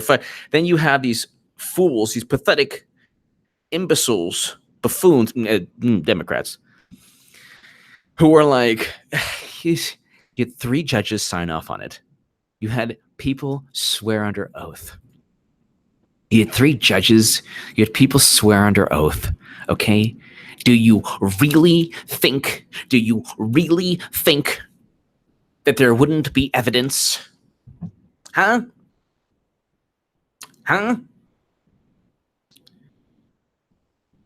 Yeah, there wouldn't be evidence. Yeah, that's true. They actually signed something without any evidence. What? They would never happen. It did. That's the thing, ladies and gentlemen. A corporation, if you worked for a corporation, I've worked for many corporations in my life. And corporations also do background checks on you. And corporations also have departments where you can't be fired based on hearsay. If you're fired based on hearsay, you can sue.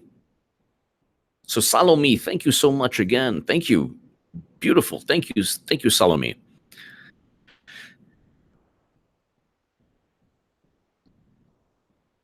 If you're fired in a setting where it's a bureaucracy, but if you're fired in a corporation and the boss comes to you and says, listen, you know what? I hate to tell you, I heard a lot of bad things, so we're going to fire you.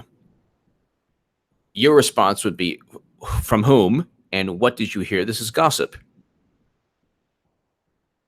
This is gossip and hearsay. You can't fire me based on gossip and hearsay.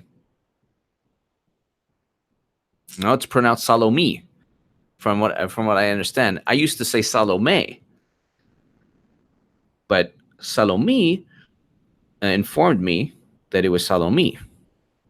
So I believe I'm pronouncing it correctly. I believe.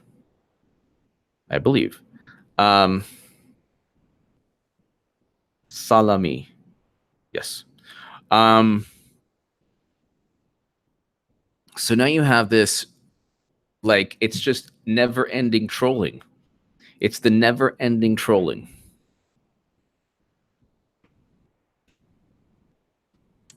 Trump is now, okay.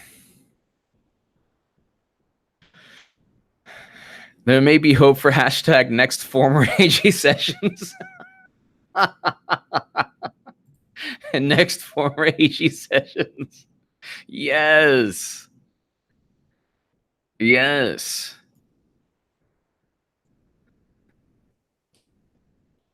Trump says Russia wants DNC in. Yes. U.S. Attorney General Sessions chortles as students chant "Lock her up," and that's I literally put the because I the actually the title of this is almost verbatim the title of the CNN. He repeated what what students were chanting. Rebecca, I am not an ignorant hillbilly, but I must confess, I am not astonished. I am astonished at the depth and breadth of duplicity and stupidity of this Keystone Cops plot. No, you're one of the most intelligent people on here. Absolutely, Rebecca, you're awesome. And it's not just duplicity and stupidity. It's also there was also a sense they didn't care. They just were, because how many people they knew what they needed to do to deceive enough people, the majority of whom are top donors and Democrats. So they needed an excuse. And in terms of implementing a strategy, it worked. So Rebecca, thank you so much. In terms of implementing a strategy, it worked. They went ahead and they were successful. They were successful in what they did, even though it's an obvious, everyone who knows anything about this, even people defending Comey and Clapper, even their defenders are acknowledging exactly what we're all acknowledging, but they're saying it's good. So they're saying that, well, no, it's you already had a drunken conversation. That was in addition to the fake news gossip-laden dossier that has led to BuzzFeed suing the DNC, Christopher Steele being sued, Christopher Steele being the target of congressional criminal referral, Fusion GPS, Glenn Simpson, all facing lawsuits. All of these people their lives are imploding. If you were any part of this nonsense, your life right now is imploding. Peter Strzok, Lisa Page, their shenanigans are exposed. Now Lisa Page is flipping on Strzok. Now Clapper is saying it's only Obama. It's not my fault. And it's all, so if you were a part of this, you're completely exposed now. Completely and utterly exposed. So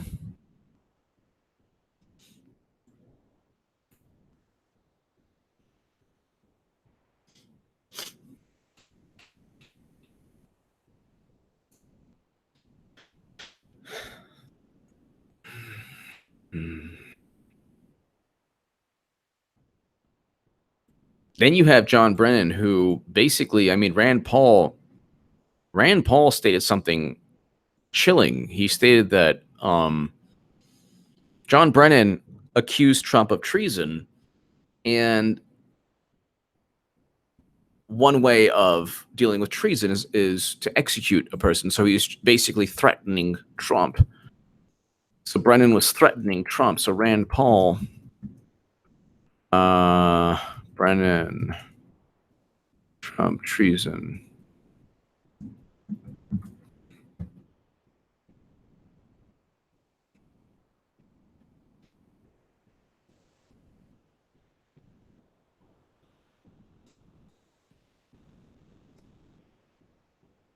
Let's listen to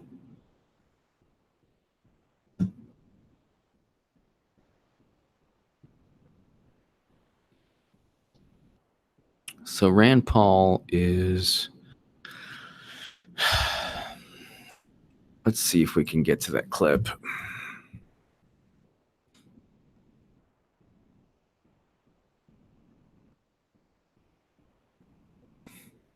CNN, this is crazy. Do Trump's remarks amount to treason? Why would it be treasonous to disagree with the intelligence community? If anything, that's patriotic.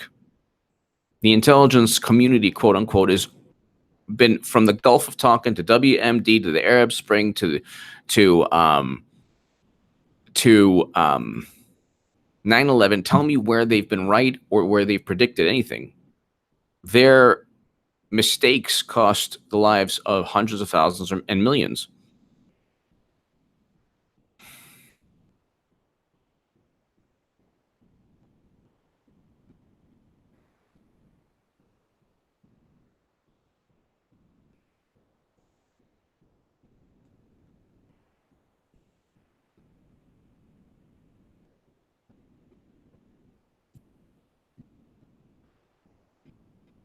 So, yeah, I'm just looking right now.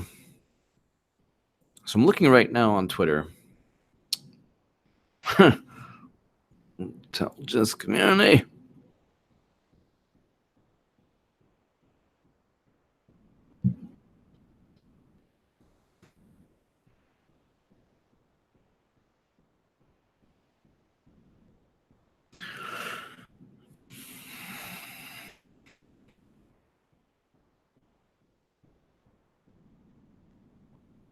Rand Paul. Oh, wow.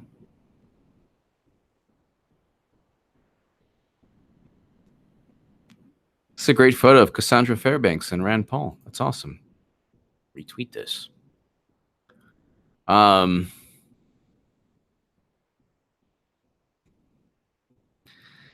you have the issue, the big issue of Julian Assange, who is right now at risk of being arrested. And I'm just going to read you this because it basically summarizes when I say that all of this is the fault of Democrats. Dem Senators Pence, Ecuador.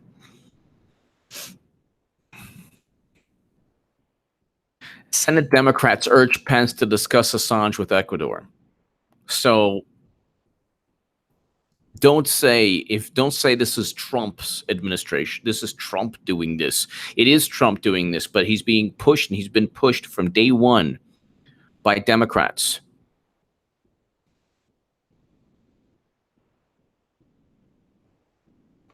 He's been pushed from day one by Democrats.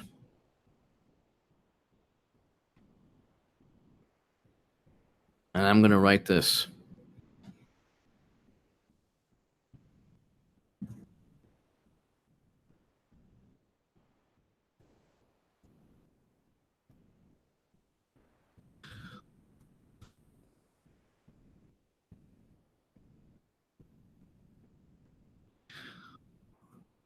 Trump has been pushed from day one by hate-filled Democrats. And I'm going to put, so I'll read you this.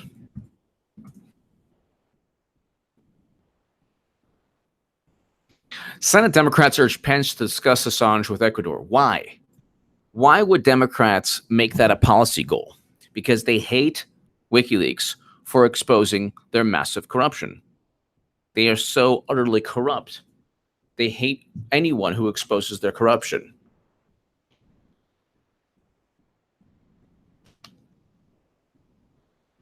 Democrats in the U.S. Senate on Wednesday urged Vice President Pence to press Ecuador's government over asylum and grants. WikiLeaks founder Julian Assange. Senator Robert Mendez, the ranking Senate Democrat on the Senate Foreign Intelligence Committee, and 9 other Democratic senators said in a letter to Pence that they were extremely concerned over Ecuador's protection of Assange at its embassy in London. So tell me again how this is a Trump thing. You don't see Republicans caring. Space Ghost 1. Sorry, I'm late. Notification. Besides, the strip joint on Babylon 5 was offering lap dances too for and triple festive dancers. Do the math. It was a no-brainer. Yes. Yes, Space Ghost 1. Well, I'm glad you had a good time. And Space Ghost 1, thank you. Thank you, Space Ghost 1. Thank you. We still got 840 people. Thank you, Space Ghost 1, as always.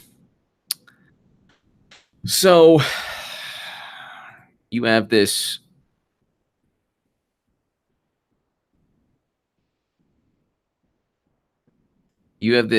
horrific push by Democrats, and they didn't let a moment pass.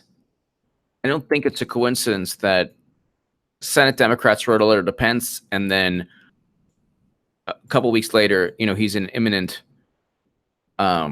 risk of getting arrested. Democrats, when they rejoice over this, you're going to see an even further move away from the Democratic Party.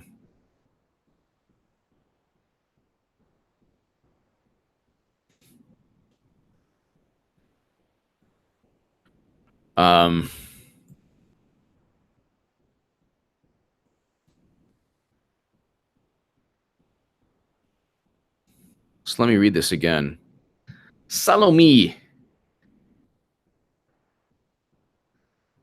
I'll be in the States in October for some French Yiddish pole dancing. Get ready. Yes. Salome, thank you so very much. French Yiddish pole dancing. I like it. Thank you, Salome. Thank you, Salome, again. Thank you so much. Merci beaucoup. Thank you very, very, very much. Space Ghost 1. Thank you. I like the theme of this live chat. It's fantastic. Salome and Space Ghost, thank you. Senator Robert Mendez, the ranking Democrat on the Senate Foreign Relations Committee, and 9 other Democrat senators said in a letter to Pence that they were extremely concerned over Ecuador's protection of Assange at its embassy in London. Pence was beginning his stop in Ecuador on Wednesday as part of a 3-nation tour of Latin America.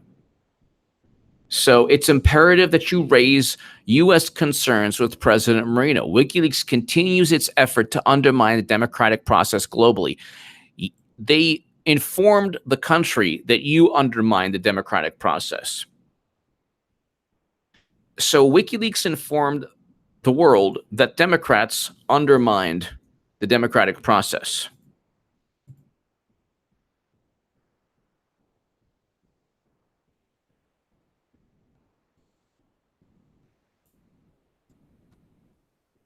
I'm going to put, tell me again, this is all Trump's fault.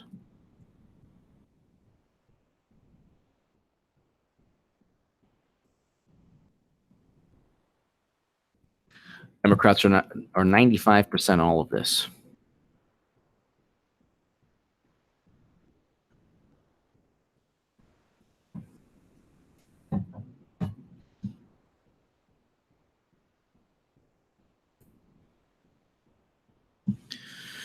So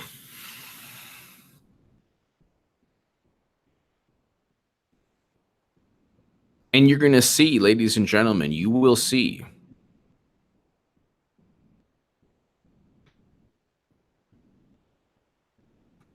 what the heck? John Cusack says he's a disgrace. He's shilling for Donald Trump, covering from obstruction, treason. What? Dude. What?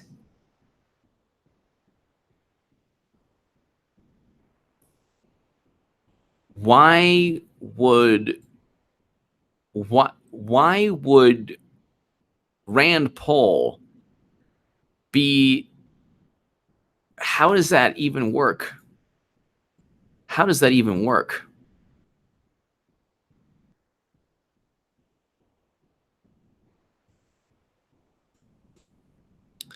So you have Senate Democrats who pressed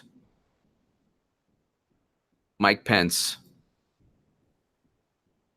and you have a situation where most of the hate is fueled by Democrats. Most of the hate, most of the anger and vitriol is fueled by Democrats.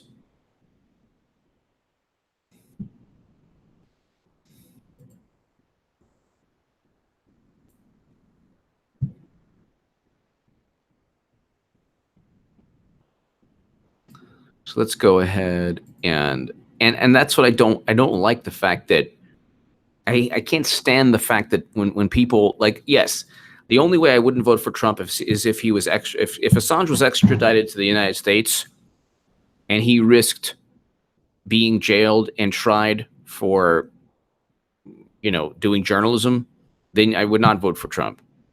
As it is right now, I truly believe that Assange will be vindicated and win while in UK custody. I do believe that because he has too much going for him.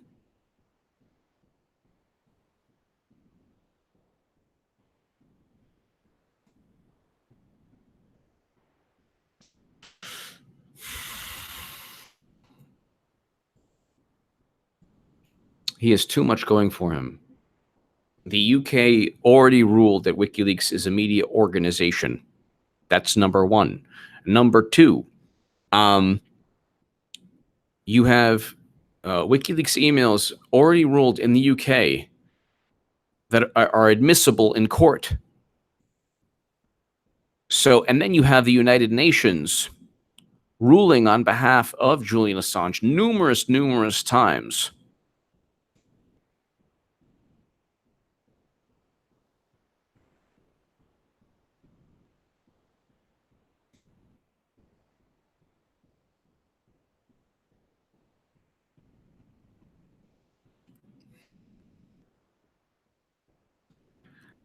You're going to see also, let's look at the midterms, ladies and gentlemen. Let's look at the midterms, midterm polls, shall we? The midterm polls. Well, first of all, let's say Trump. Okay, so let's go ahead. Obama approval. I want to see this. Obama approval rating every year in office. So by year. So let's go ahead and look at Obama approval rating.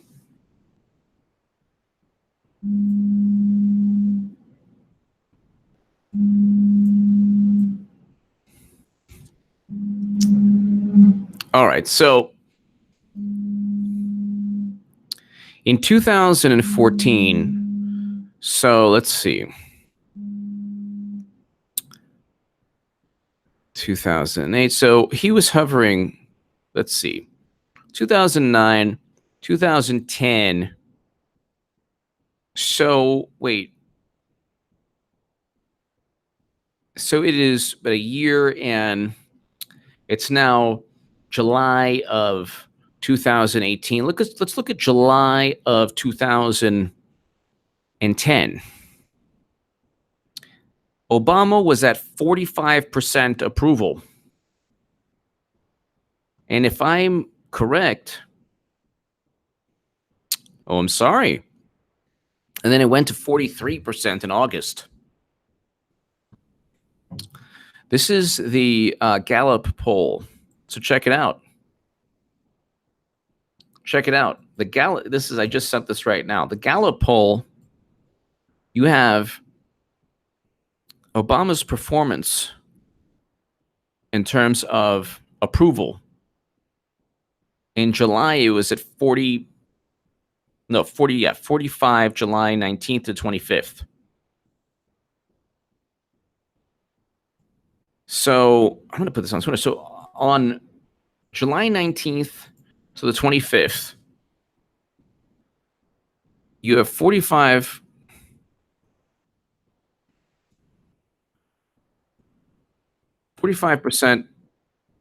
approval for Obama.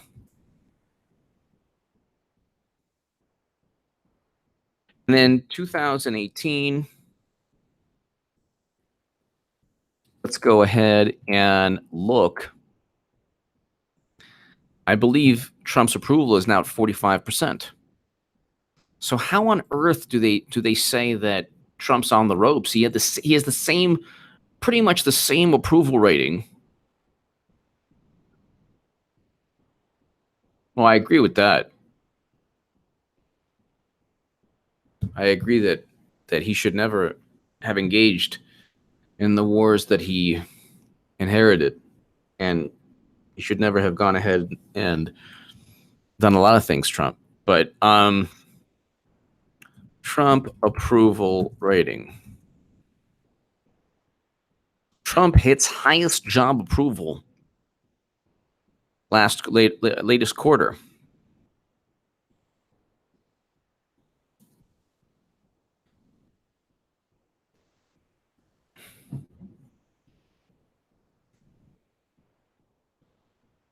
And you have Newsweek. Trump approval rating drops below 40%. I thought it was 45% just recently. So of course they're always fudging the numbers. They're always messing with the numbers if it doesn't work their way. Okay, so 41.9%. Okay. President Trump hit his highest approval rating 6th quarter, reaching, so 41.9, so 42%. Okay. So 42% versus 45%. And this is supposed to be such an amazing, and by the way, this is 45%. Obama did not have non-stop negative coverage, non-stop hate from the media. Think about it. I mean, think about it from the perspective of non-stop, basically just hate from the media. Non-stop hate. I mean, when you put that in perspective, you're not looking at it that big of a difference in terms of, you're really not looking at that big of a difference in terms of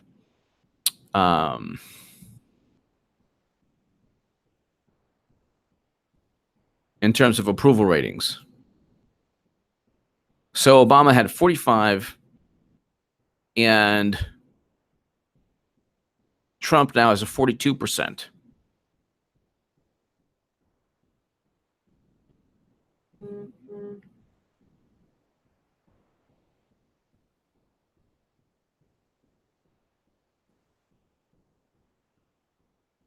So there you go.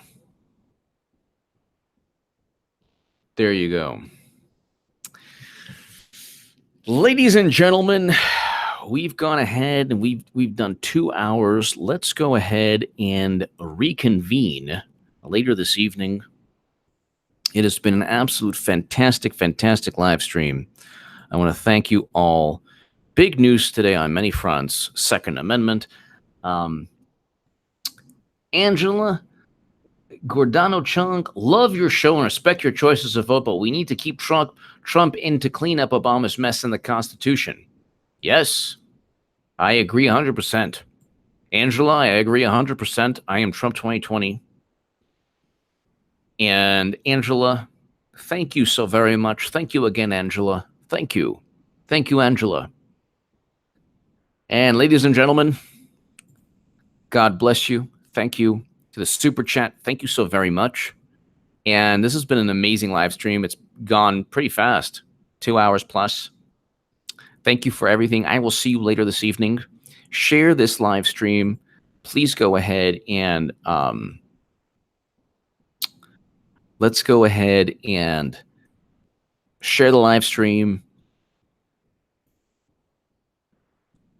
Hit subscribe. And ladies and gentlemen, thank you for watching. I will see you very, very soon this evening. It's been fun. Thank you so very much, everybody. Thank you again.